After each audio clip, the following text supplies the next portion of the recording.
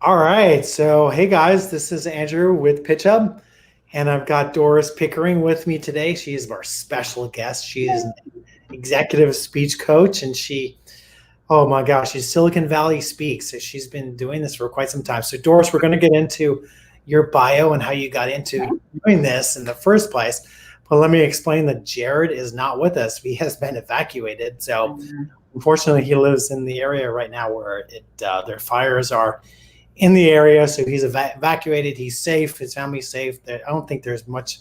Hopefully, there's no chance that anything is going to happen to his house. So we're praying for him and making sure that everything is okay for him and his family. So I've asked Doris. Doris and I have been friends for several years now, and I've asked you to kind of come on and start talking about, hey, Tobin, how are you? And I've asked Doris to come and talk about what she provides to executives, what she provides to people just in general when helping them do an effective pitch, to effectively communicate to as a leader and out to just your audience in general. There's a lot of words and stuff that you can use in a presentation that may not be very effective for your presentation. And we think they're great, and we get into the weeds sometimes. We talk too much, like right now.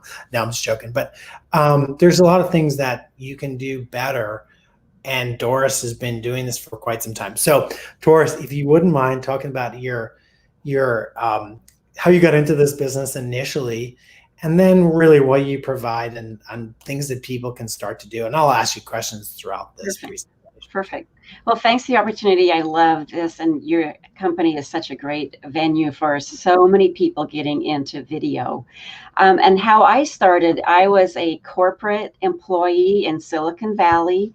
I was at many large firms like HP and Philips Semiconductor, LSI Logic, loved it. I got to go all over the world. And one of the things that fascinated me is how people from different regions communicate. And not only different regions, but you can be from the same family and have a totally different communication style. And I gave a lot of executive presentations giving the C-suite status updates, for example, on different products coming in from all over the world. And sometimes the news was not great, but learning how to tell the executive when things are a disaster, but this is what it is, this is what we can do to mitigate it this way or this way without the emotion, was a really good education for me. And what I really started focusing on was how good or not so good people were in giving those types of communications. So when I decided to leave the industry and start my own business, that's one of the things I wanted to focus on, is working with people, not only to help people get comfortable and confident giving presentations in the first place, but really, what is it that people want to say, and how do they say it using their personality, not trying to mimic someone else, but using your own personality, how to be the most expert looking person around to convince not only yourself, but everybody else that you are that go-to expert. So for me, it's a great combination of the nuts and bolts procedure wise, but also just like the human psychology of communications. So, do you recommend that folks write their own scripts themselves first, or do you have them prepare? Have somebody else write them for them, and then they kind of change the language? I've seen a lot of scripts, obviously with PitchHub, and we help people obviously with their scripts and getting them effectively on camera. So I've seen the written for scripts and the people who write their own scripts. What would be the best thing for folks to you do from your standpoint? So for me, I've come across both types of people. Some people are really gifted in putting their thoughts down, and what they need is some guidance around organizing it in a cohesive way for the maximum impact. Other people truly are blocked. They can't get it out of their brain onto a piece of paper. So for me, it's more important to understand which camp are you in. and help that person accordingly. So for example, some people, I'll say, do you already have a script? Have you already given it? Send me your video and I can give you feedback. If you have the script, I'll help edit it and make it better. If you don't have a script, let's get together and I will help them get the ideas out of their head, and I'll write it in a way that they could never have come up with in a million years on their own. But it perfectly captures what they want to say and how they want to say it, because it really is their voice. I'm just helping them get it out of their brain. And so again, we're all different. We all have different strengths. So some people, they can do it naturally. Other people just can't. And so there's certain words so in that realm, there's certain words that people use that are ineffective, and Right. some words that are very effective because you want this specific types of results, Right. and you want to educate and stuff. So I've heard you talk about this before, and it's wonderful to hear it from you. So could we talk a little bit more about that? Right. So it depends on what type of presentation you're giving. For example, if you're giving an elevator pitch, right, very short, typically 30 seconds or less, I teach a lot on how to say what you do in 10 words or less. And that is intended, again, to get rid of the fluff words that people surround themselves for security. And we all get attached to these words or descriptors of what we do because we think we need to say all of this stuff to really make sure people get exactly what we do. When the reality is, nobody really cares. They don't want to listen to you that long. 10 words typically is all you need to give a great snapshot of what it is that you do. But for me, even more than what it is that you do is the impact of what it is that you do. So what I always recommend is answer the question, so what? So if you think about what it is that you normally tell people when they say, so what do you do? And you said your normal spiel, and then they followed up with, so what? What would you say to answer that question? Wow. And what I typically find is people will say, oh, I help people do this. So that's one word I always recommend. Don't say help, because it's a real passive term. And it's like you're helping people. If you're a nurse, that's one thing. But again, if you are, most people are in a more, not aggressive, like a masculine aggression type thing, but you get a result. So what is that result that people pay you money for? And after they get that result, how does their life change? And if people would focus on saying that instead of, I help people do this, typically they're really fluffy, airy, hard to pin down statements. And so that's what I listen for when I'm working with people on their elevator pitches. What kind of fluffy terms are they saying instead of getting to the meat? Oh my God, I'm thinking about all of the profiles on LinkedIn. Yeah. Oh, yeah. Everything starts with, gosh, it might even be mine too. We help. Exactly. So yeah, so coming up with a 10 Right. word kind of what you do Right. On your profile for LinkedIn would be very, very, Very good. very And good. and again, going back to, it's not only just what it is that you do, but what is the benefit that people get from working with you. Because like for me, I work with people to enhance their communication style, right? So that's kind of fluff. But do you want to give a TED Talk? I can work with you to create the TED Talk that will get you seen by the TED community, right? That is a finite step in your career path or your progression of what it is that you want to do. I'm not saying I will help you feel more comfortable and confident so you can share that message that you want to share. That is a true valid statement, but what does that mean, right? I'll help you feel confident.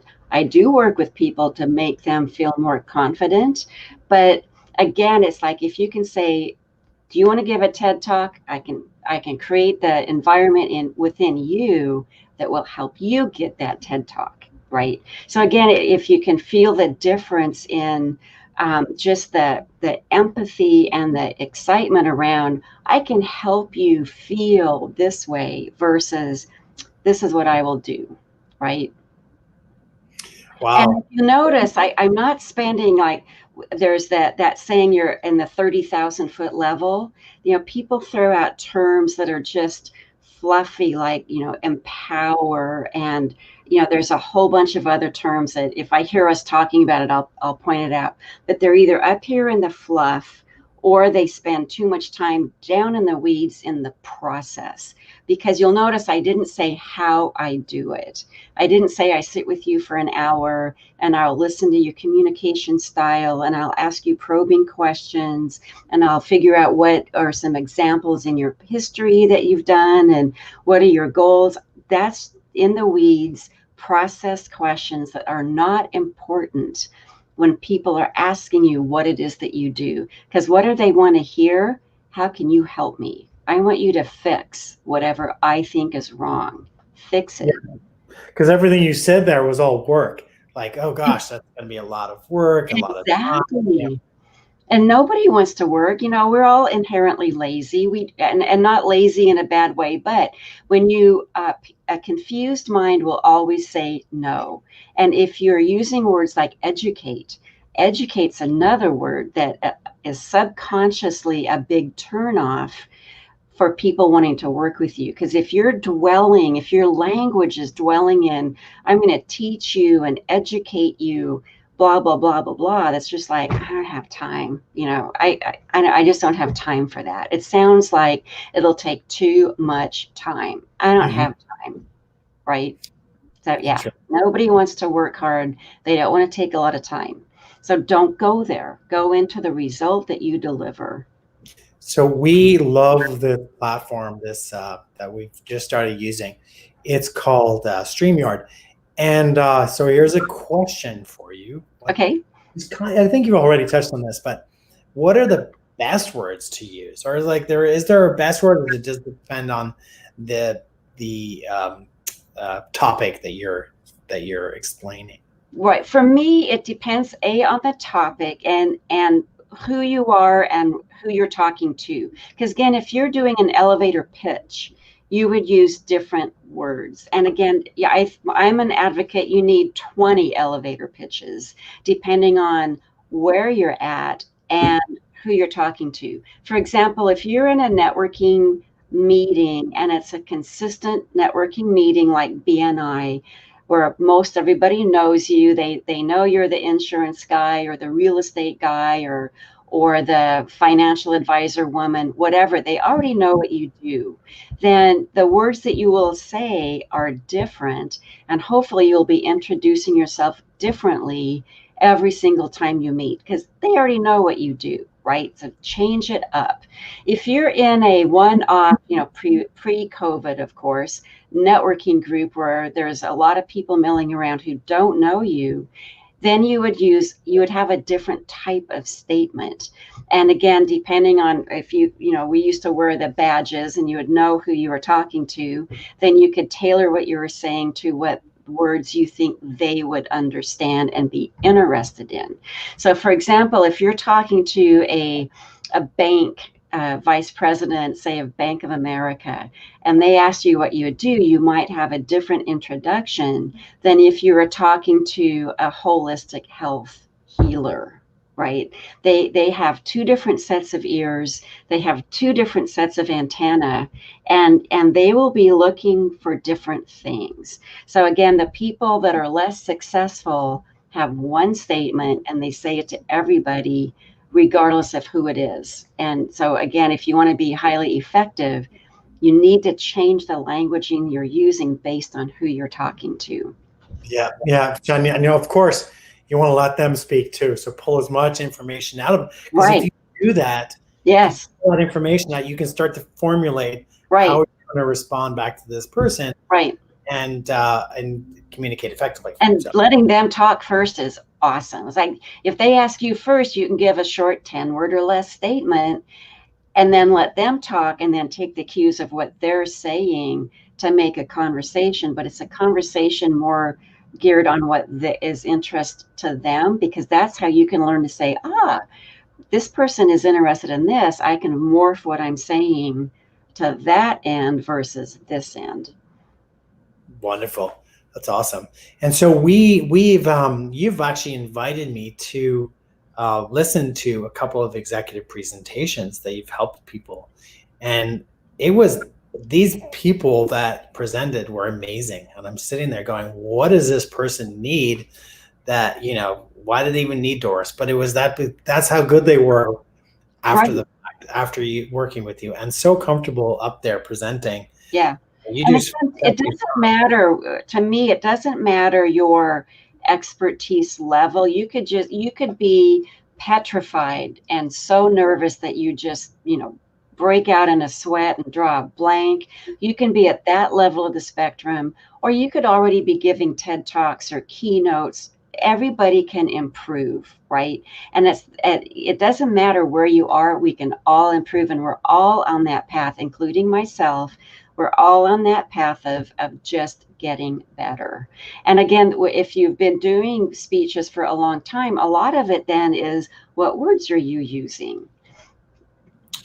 And so, should you practice? Do you tell people to practice? If you're a presenter, you present a lot.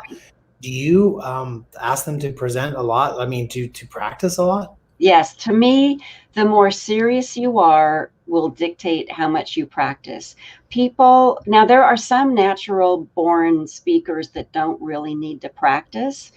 For me, like I will give certain presentations a lot. And so for me, I have already practiced and like say my 10 word or less. I pretty much know that. And again, my audiences are slightly different. So for me, I will get on, I already know what I'm going to say, and I will morph to the energy of whoever the audience is that I'm at. So for me, that's where the fun comes is how do I make my message germane to this particular audience? But for me, every time I give that presentation, it's still a form of rehearsing how to make it better for the next time I give it. So for me, I'm still rehearsing and practicing all of my presentations. But I get it that it's important. People that aren't serious, it's really an interesting, again, human phenomena on what do you consider important? How do you prioritize what you want done? The people who practice prioritize nailing that presentation as a high priority. Some people, it's just not that high of a priority. They want to do a good job. They don't want to fail, but they're not going to put in the time required, and it shows. And some people, that's good enough, right? And so again, I don't want to make people feel bad or guilty if you're in that camp. It's like studying. Remember when we were in college, you have the natural born people that cram, they don't do anything all semester, and then 2 nights before they pull all-nighters and cram the whole semester's worth. And then there's other people who just naturally inherently study all quarter long, and they don't have to pull those. It depends on how you learn. But again, So, you don't take it serious in practice, it's going to show. so in giving feedback and also in giving a presentation, I've heard I know I structure my presentations and feedback with positive, negative, positive, right? Right. So if you give effective feedback, you start out what's good, give the negative, and then finish with the good, which is always nice for people to, receive that information. But also in a presentation, go for the heart first, then go for the head, and then go back to the heart. So the same type of concept. Is that something that you help people structure the presentations by? Well, it's interesting that you asked me that, because I've heard, again, it's just like that sandwich, good opportunity, good. And it's that in itself has become so canned and remote or rote that people are expecting it. It's like, okay, they're just buttering me up so they can get to the things that I really suck at, and then they're going to butter me up again, right? So again, it depends on how you can deliver that in an organic, holistic, natural way without being a formula. Because again, we've all heard that a million times, so we all expect that. For me, what I have started doing a few years ago is, how do you think you did? Because people aren't expecting that, right? They're just going, tell me how I did. No, I want to know, how do you feel that you did? Because that's how I work with people, because that's how you get people to move and transform, is it's their own self-perception of how they are doing. And that will either trip them up, or it will open the gates and release them from the chains of their own self-perception. Do And so people, yeah, it's a really interesting. How do you think you did? yeah. Do they know? Are they usually right when they answer that question? It, Like, that's it. It's interesting because some people are so stuck and convinced that they just suck, right? I'm just so bad at this. And I'm looking at them going, I thought you did really good. So our self perception of our own selves is usually wrong. Some people are going, oh man, I nailed it. And it's like, well, that here's your opportunity list, which is bigger than your, right. So again, you can be on either side, where I'm just awesome. What are the little things that you can help me with, which end up being big things? Some mhm. people, but again, it goes down to their own view of themselves and their subconscious self-confidence. And typically their assessment is incorrect. But for me, again, it's a fascinating study. Which side of the fence is it incorrect on? And for the people who just beat themselves up incessantly, which is, I'd say, 80% of people, then that's what I teach them to do. Because if you look at what you do and what I do, what is the first thing that you tell yourself when you stop? Oh, I blew it, right? And it's just that inherent negative feedback, that critical comment to ourselves. And that's what I work with people is, don't get rid of it, because you never will. But before that can plant, think something positive, even if it's, I didn't faint, or I didn't throw up, or I didn't stumble on stage, or I didn't draw a blank, or even if it's the most blatant, minuscule, hey, I breathed, right? Just something positive that you can jump in there before that natural negative, and then beat yourself up as much as possible, get it out of your system, and then go back to start realizing, yeah, that was pretty good. I didn't bomb. So, what about like the person who is not? I'm, I'm initially, I'm better, but initially doing presentations horrible. But then, with practice, I became better. Right, What is the typical, when you get somebody that comes and works with you, how long does it really take? I mean, I know it's practice, but how long does it take for that person to, you start to see that break, right? They right, start to go away from the script and ad-libbing a little bit and getting more right. comfortable. How long does that usually take? Or is there a time? Well, and again, for me, it goes back to how intentional and motivated they are to move. Because a lot of people, like, I have a 4-part class on executive presence. Each session is 3 hours. So I've had people come in who are just petrified. I mean, CEOs of startups, but were petrified to speak in front of people. Well, guess what? If you're a CEO of a startup, guess what you get to do? You get to present in front of people all the time. So if you're petrified, that's a big hill to climb.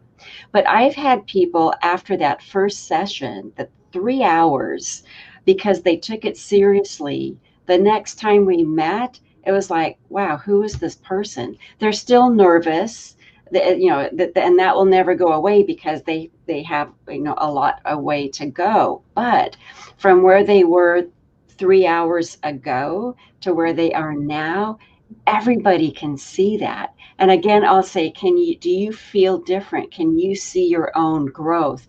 And sometimes it's just like, well, I don't feel like I'm going to throw up anymore, right? That they're still shaking, I mean, visibly shaking, but that feeling like they're going to literally throw up, that's not there, because they didn't throw up.